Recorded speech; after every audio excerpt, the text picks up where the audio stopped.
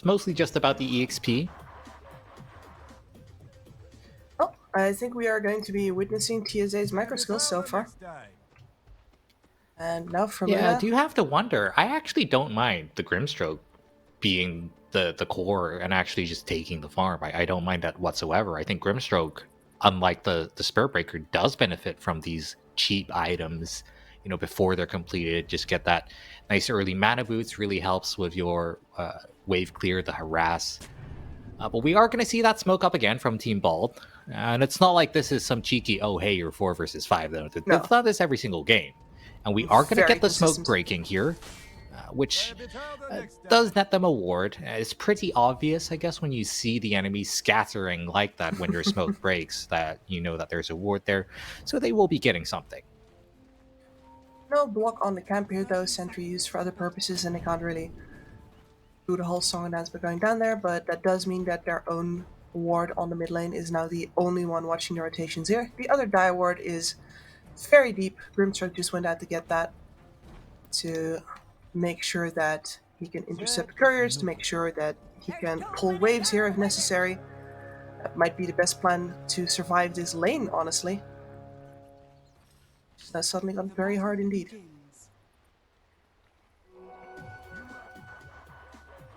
Gonna be the runes in favor of Team Bald.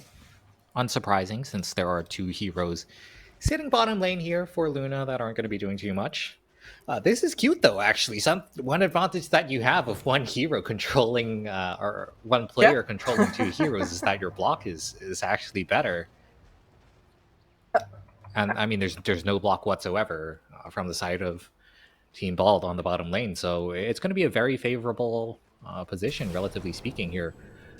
We'll see what they can do with this combination. I mean, an Inkswell into a charge is pretty obvious, but it doesn't actually work against a Juggernaut who has the spin, and that Juggernaut going to be using the spin here. You have the slow from that Frost Blast as well. Grimstroke not nearly as tanky as... Oh boy. Okay, wow, he barely survives there. And you can kind of see that micro perhaps hurting a bit. SuperNova's hero not moving at all, whereas the Grimstroke barely survives and has to expend the regen. Very uncomfortable lane area at it. The Grimstroke is really not suited to this at all. Yeah, and especially getting hunted down like this, Bengan being very tenacious with these Frost Blasts, but he is able to draw First Blood.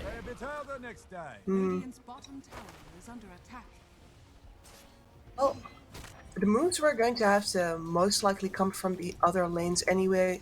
Lich is a very strong lane, no matter if, you're both on the lane or not, with a Grimstroke and a Spirit Breaker. Perhaps you could have gone for kills on the Lich if things weren't this complicated, but it was not going to be your winner. It is what it is.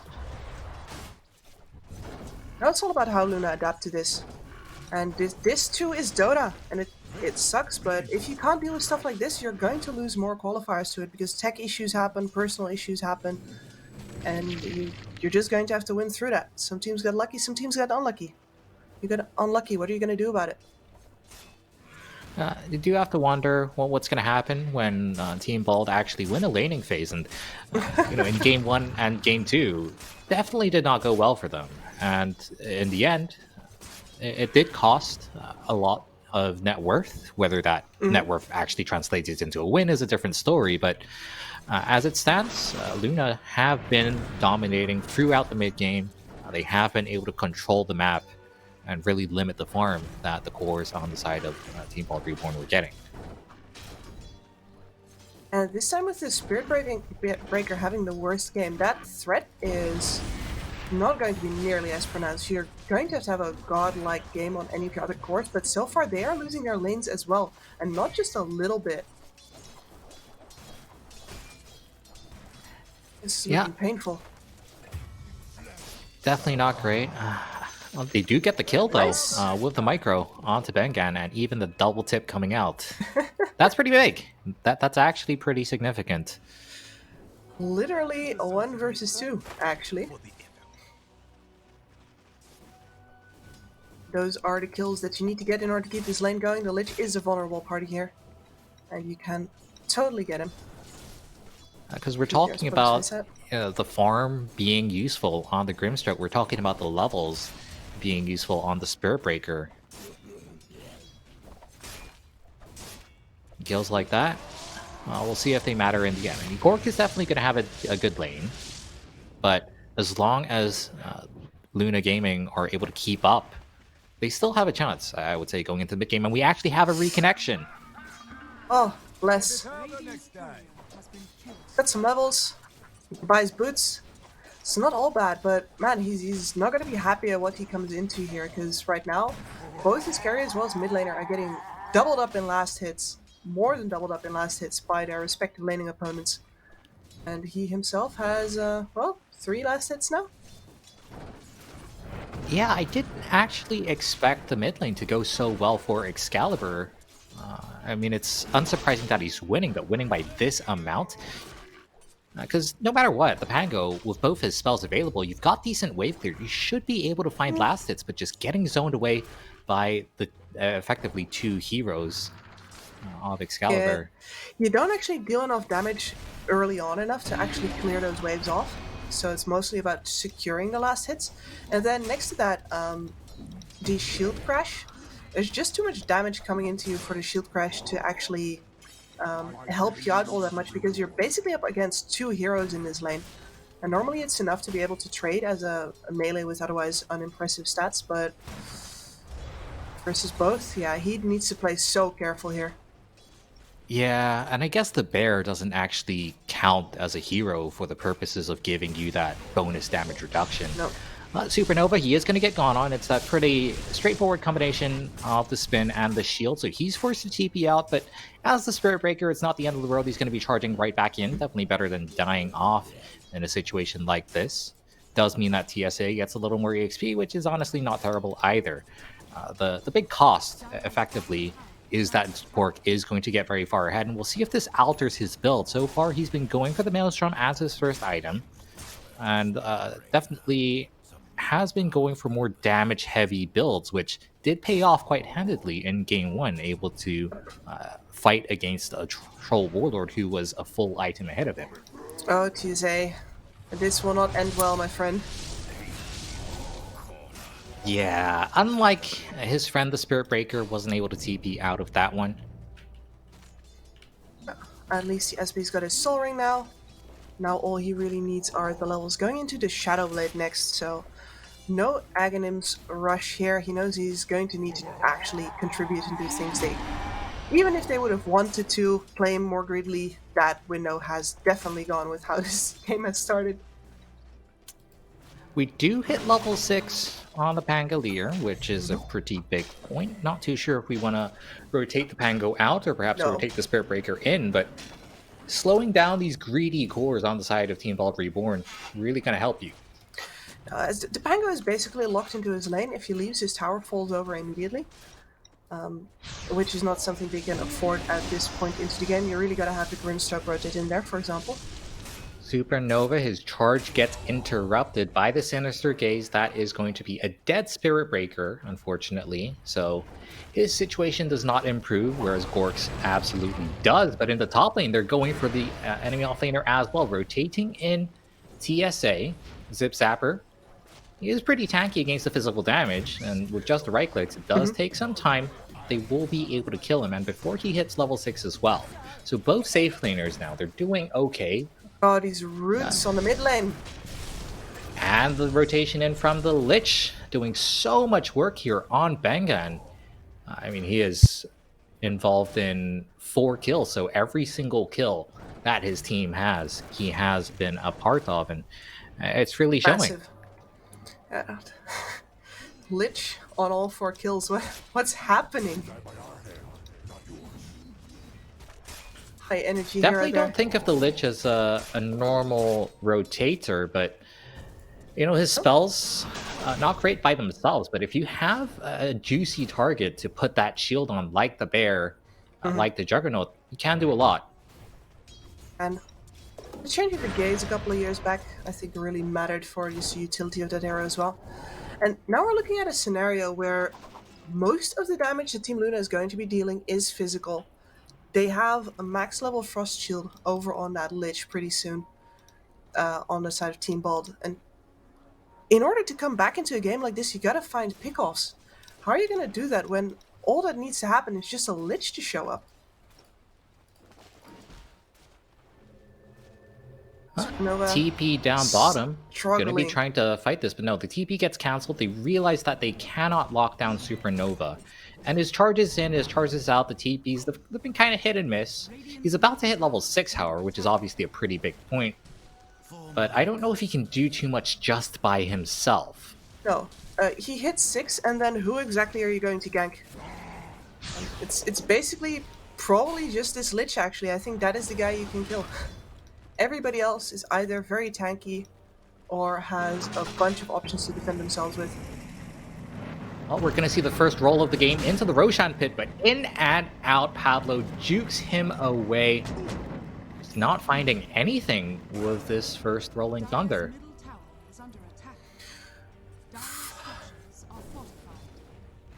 And that's their big team fight. It's basically everything they have onto Luna. Oh, I feel so bad for them right now. All you can do is farm and hope the Team Bald doesn't come for you. Gorgc once again going for that Maelstrom. Sort of the middle option gives you that farm while also giving you a bit of damage in fights. But as the game goes, I don't really think that Team Bald are under any pressure to do anything.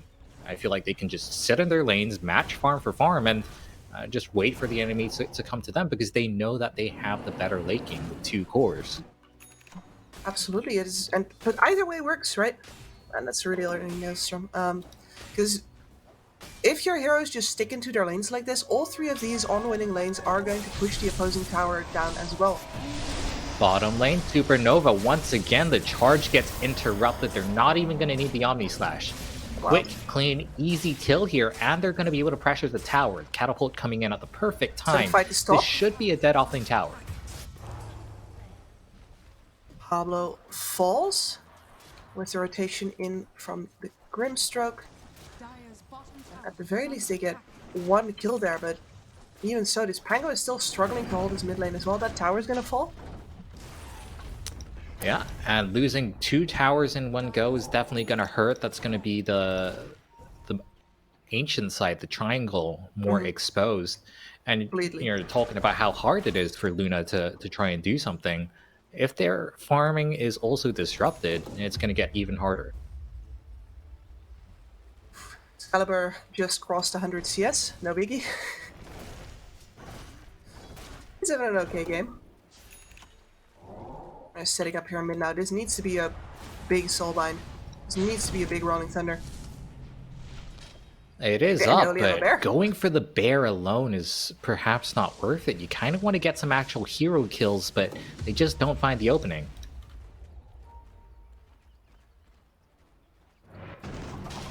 All they can do is wait. They know this is the next target. Nice D-ward with TSA. Is it worth it, though? We get the soulbind. Rolling Thunder is definitely going to have a good time here in the river, but can we find the bounces? Apparently not. He's not even going to try. There's just no damage. Goes for Gorgc instead. Gets a bit lucky, actually, that the stun comes out before the Omni Slash does. At the end of the day, it only costs stun the Grimstroke, but, well, maybe spoke too soon. It's also going to cost him the tower. Maybe they get something done there if they get a double life drain, but life drain level 1 doesn't exactly deal a lot of damage, and Pugna is simply too slowed up by the Mortimer Kisses. Wow. Okay, well, you have an armlet. You have an armlet, you have a Pango, you need to probably just start doing ganks with that. At the very least, bot lane. This Pango is finally getting a kill.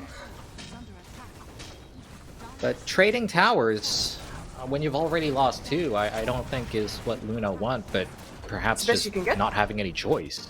No, absolutely not at this point. 5k behind versus a bunch of very tanky heroes. You're not going to be able to kill your way out of this. They'd have to literally feed themselves into your mouth, basically. So, towers, especially when they're grouped like that, I think it was all 3 cores in the top lane for a tower that was never in a million years going to get defended. Yeah, you take that any time of the day. Well, for what it's worth, Team Bald found themselves in a similar situation in both of our previous games, and in one of those games they were able to come back in a pretty big way. Now, Luna on the back foot, we'll see if they can replicate that same tenacity. Yeah, they'll need the tenacity for sure, but what they won't have is the other scaling heroes apart from their carry. Should is really the solo core here, and Team Bald, when they were hanging on, always had multiple scaling heroes at the ready to make use of that farm. Well, charge out onto the Lich, we'll be able to take that quite easily. They're getting aggressive onto the bear. Mortimer's Kisses coming on forward, not actually hitting too much at the moment. But with all of the cores joining up here, there's not too much that Team Luna can do to fight back. And actually, they see a DD. And since you've got all your cores, you've got this dual core lineup, might as well go for Roshan. Easy peasy. No way to contest this for Team Luna. They don't really want to either. You can see there that they consider getting a kill and getting out again to be good enough, especially with Team Bald is going to show up with all 5. The gold lead has actually dipped down just a little bit because of that, even though the kill gold exchange was basically the same. 14-minute Aegis, not bad here for Gorgc, as if his game wasn't going well enough already. Yep. Owner in the works. I mean, this time around, he's balling. He can just get the extra farm speed. He'll have an extra item on top before Team Luna can even think about contesting him. Perfectly valid. Now, Team Luna, though, they are getting closer to some of these key items. Soon going to have that Shadow Blade, which perhaps lets them start fights better.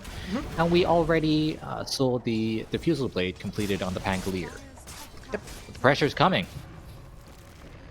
They have damage on Panga right now, they'll have Initiation, and they'll have a Lifestealer who is limping his way towards the Desolator. You'd really want to have that with the Infest Bomb to defend your high ground with, but at the rate things are going, I think you're gonna lose a Rax before he's even halfway. Yeah, they're just coming in.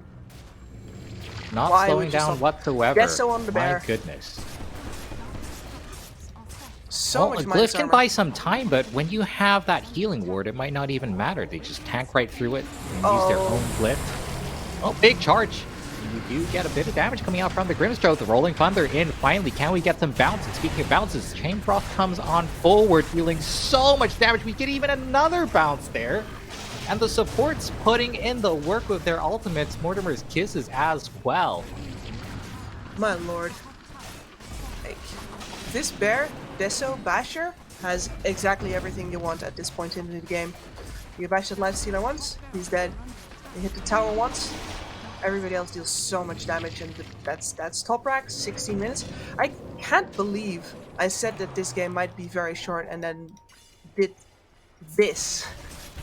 That's a whole new level of caster curse. Well, unfortunately, statistically, I don't have the numbers on hand, but if you lose a Rax before 20 minutes, your chances of winning the game definitely go down quite significantly. Substantially, yes. Absolutely. I mean, it's kind of a chicken egg thing though, right? Am I losing because I lost my Rax and I have to go back, or did I lose a Rax because, you know, my draft can't come back and I'm behind 5k after laning stage? Well, cherry picking stats is always something that works quite well. You know, men lie, women lie, stats don't lie. It's totally a lie, but we do have a charge coming on forward. It's a pretty easy kill onto one. Can we get more, or should we even try for more? That is the question. They're gonna go for it. DK is fairly tanky though, especially with that Lich shield on him. And using the Rolling Thunder, not finding any kills, they decided time to go, but will they be able to get away? Is this an overstepping? Get the suck here, magic damage is great. Nope, not enough. 4 stats to safety, and now Gorgc with the bounces, getting the Maelstrom procs as well. It's going to be the full cleanup as they even get the Lifestealer who tried to dive. And this is looking pretty sad at this point if you're a Luna Gaming fan. Very much so. It's DK making the exact right move there. He knows that even if he dies there, he keeps the entire enemy team tied up. They were so disciplined on the pullback sector. Right, fine, we got all the attention again. We're going to leave now, and DK steps in. It's like, but what if you can kill me? I would turn your entire game around, right? Or at least give you some space to breathe. You really want me. And they just don't have the damage to actually do it before the backup arrives. That's just the nature of Dota when you are down 12k at 18 minutes.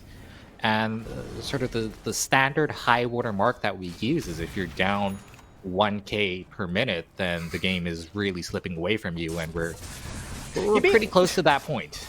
You're being very polite about that. Slipping away. Okay. Drowning. Has been underwater for quite a while. Yep. Luna, they're pretty screwed. And, you know, best case scenario is you head it into a late game, you drag this out, and then you're facing a Juggernaut and a Lone Druid. And it's really just a combination of drafts as well as just like the bad luck that they have at the start of this game. Like, I think if your Spirit Breaker has a better game here, you can actually do something. But well, there's not much time left on the Aegis, but they're gonna go now. Can they actually take down Gorgc once? Well, for now, no. But it's a bit awkward for him to re-engage. The bear also being controlled there with the disarm. But there's just too much damage coming in. Even the supposedly tanky Spirit Breaker just get taken down, and Gorgc coming back here with that spin. Doesn't have the Omni Slash. Has he gone too far? There's just no stuns to catch him out. And meanwhile, Xcalibur taking down those racks. They go in, they get some kills, get the racks, and they go back out. And I don't think they're going to slow down. TPing into the mid lane. There's only one more lane of racks for them to take. And actually, they're not going to go for it. But they know that they're in such a good position that they perhaps don't even need to. The only thing you need to do really when you're 2 racks ahead is make sure that you're farming the jungle a lot. Because if you're just waiting for the 2 waves to come in, you're actually missing a lot of the CS on both of those 2 waves because they're never coming back on your side again. So either keep up the pressure and finish the job, or farm a lot. You can't afford to actually sit there, because that's the way that you might even let the team that's 2 racks down come back. They found Gorgc. Just like this, perhaps no more Aegis. The chain stun is there. The Lich doing his best to keep him alive, and Gorgc will be able to get away for now, but the Lich shield, it expires. It's all down to the spin now. Can they actually control him? They just don't have the stuns to deal with him while he's spinning there. Oh, missing on that swashbuckle as well. That's gonna sting. Gorgc survives through it all. Oh, good assassination attempt, but now into more trouble than ever. Their Pango is their damage at this point. With the Maelstrom, with the Diffuse Blade, neither of those online right now. How do you keep the waves out of your base? How do you keep the bear out of your base? Well, the bear, the dragon, and charging in like that certainly is not the answer. And what a that bitter is going pill. to be that. What a bitter pill for Luna Gaming. I do think that this draft was going to have a hard time no matter what happened, because both the Lifestealer lane as well as the Pango lane losing this hard, some of that was probably mental, but at the same time, those were going to be rough no matter what. So you were looking at possibly 3 losing lanes no matter what happens here, and you wouldn't have been that far behind, but still all of the problems that we saw with the comeback just now, that you have to focus down very hard without any burst damage. You have a full physical damage lineup versus a Lich.